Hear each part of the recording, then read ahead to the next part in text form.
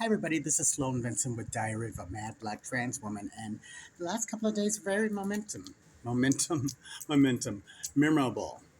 Not only have I found some more of myself, but I learned that I have boundaries now, and that's important to have because if you want to be treated right by people, you have to definitely show them how to treat you.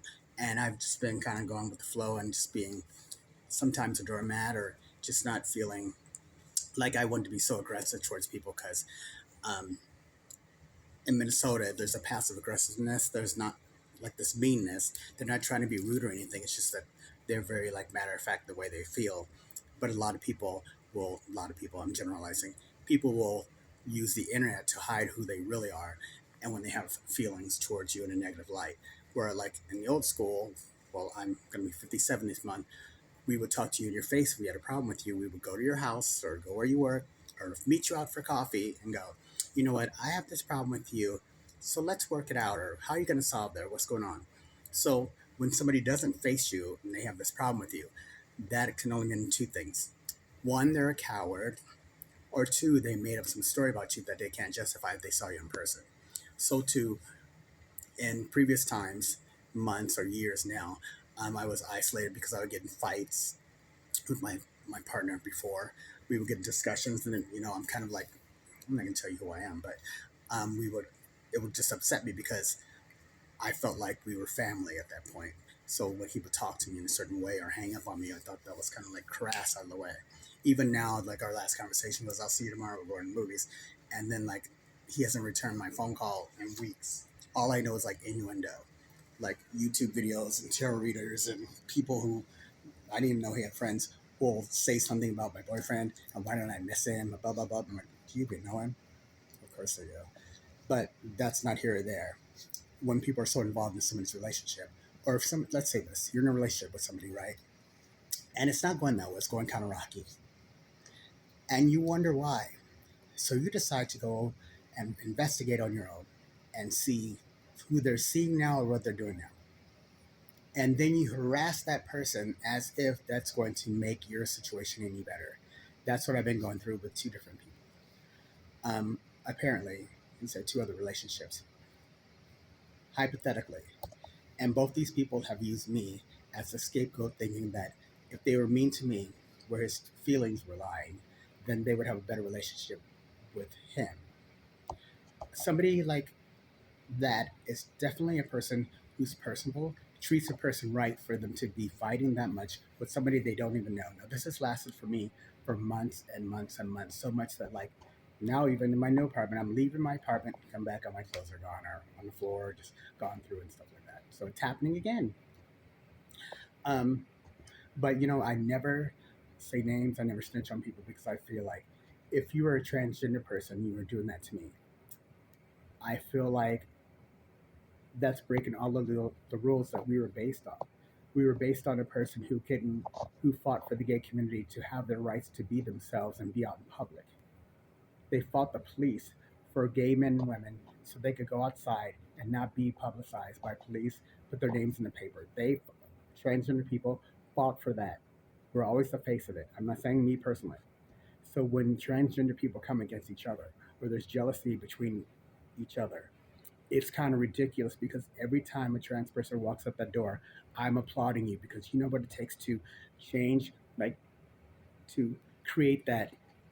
And I'm going to use the word illusion. It's not illusion because it's in us to be that person, to be the person that you're authentically you. Now, I'm walking around being me and judged and pointed at and laughed at and made fun of, not only because I'm African American, because I'm new and people don't know me, so it's easy to come for me. But somehow in my heart, I've always been like, they'll figure out they'll know me one day. I never knew all these negative things were going around me. And then slowly it started rolling in. Like evidence always came to me. I would never like pin something on somebody unless there was like proof about it. And my face is like this. I'm dumbfounded that I was like I believe you when you tell me that you are somebody. I believe you when you say that you're this. I have no like I can never look at you in the face and say lie, lie, lie, lie, lie, lie, lie. Because I back up facts. My mom, like Okay, here's the thing.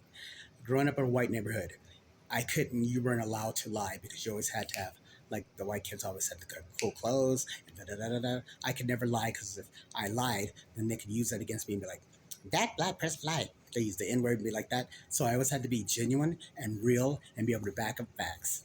So when I get receipts or something like that, like I'm coming from the person who says, I don't even know what's going on, but all of a sudden I do, and I can't believe it. So in my face, and I didn't see it. A relationship is not involved with three people. It's not a triangle. If you had a problem with your relationship previous to me, that's your issue. There are so many opportunities where I'm like harassed on my apartment, scared to leave my home. This is like such a big giant deal that I should be on a talk show circuit. If Oprah was on, I'd hire her as my manager and go on the Diary of a Mad Black Woman tour and talk about to trans people or women out there to like each other and to respect each other and not let a feeling affect their life so much. I can see where a wife had a kid and stuff like that. And she feels like she's protecting her family. But who am I to, like, did I come to your home? Did I even know about you? Did I know about that? And then you go over me and then you have another one. And this person's letting me have it as if I'm like, or the kid over here with the power of seducing men. And that's all I do. I seduce men. Girl, I'm trying to get on the bus. So all this extra stuff is not my feelings. This is a bunch of hormones swirling around beautiful people, and they need to take it out on somebody. I understand love. You see me calling. I'm calling because one, he's my friend, and two, I haven't heard anything from my boyfriend telling me that we weren't together. So excuse me if it's like I can't have feelings involved in this. Like I'm supposed to be like, okay, Sloan, get over it. This is 5 years of my life. You're forgetting a major part. You guys came after me with a vengeance. Like I feel like the whole it's like a galaxy of stars came raining down on me so hard that I'm like, me?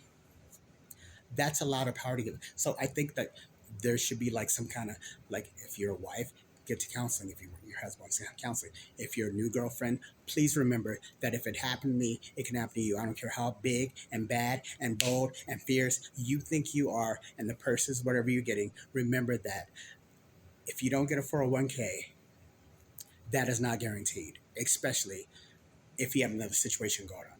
Now, my thing is to please, like, yeah, it was a big deal to me. Family's a big thing to me. Now I'm like getting the outcast, and people are starting to apologize to me, and I really, really appreciate it because that's all I really wanted.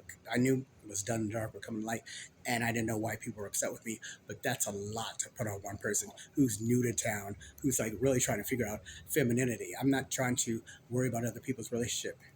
Like, look at me.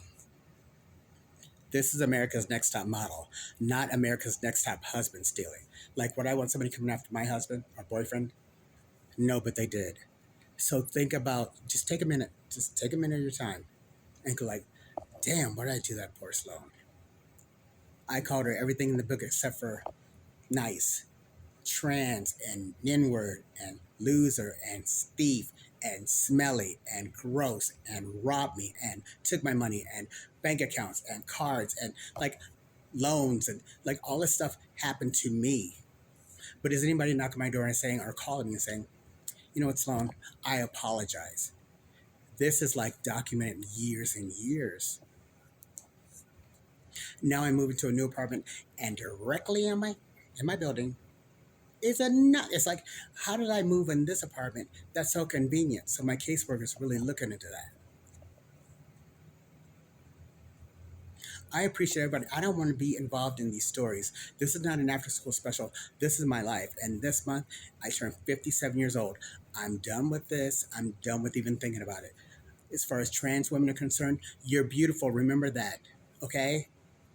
Nothing you do is going to make another trans girl ugly or harsh or not feel good about herself if she were confident. Confident. What's wrong with being confident? You look gorgeous. You're young, you're beautiful, and you're being yourself. Learn it. Because the more power you put into somebody else, as the more glamour they get. All of a sudden, I'm like Kim Kardashian. Everybody hates me, but I'm on the cover of the National Enquirer every month because people in my own building, they're beautiful trans girls, are rolling their eyes and talking about me. Honey, I don't want anything you got, because what do you have is fabulous to me. But taking my swag and wearing me out when I'm 57 years old, you come back and talk to me when you get older. Because pretty is not what it's all about. It's about dope, like giving your time to community, contributing, teaching people, being nice, and especially to these women. You're around like, I'm a woman. I'm a woman. You're a transgender woman. Until they have bionic pussy parts, you are still, I don't care how you feel inside.